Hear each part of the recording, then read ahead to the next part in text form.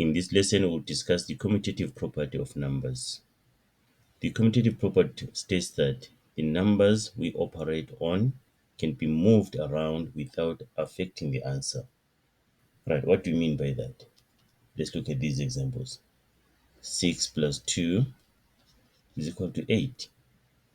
If you swap these numbers around and say 2 plus 6, we're getting the same answer.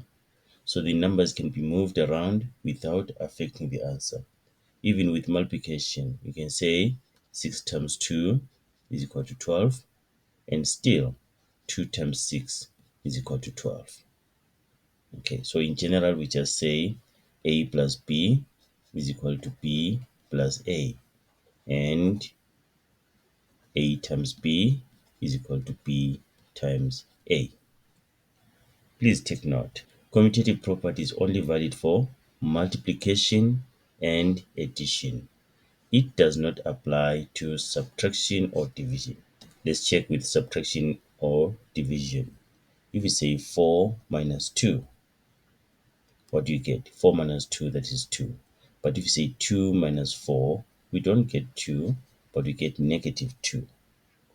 Still with division, we'll say that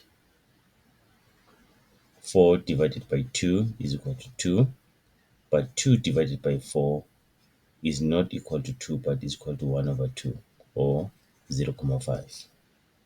When it comes to subtraction and division, the commutative property cannot be applied.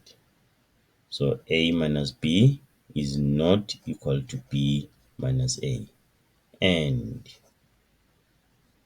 A divided by B is not equal to B divided by A.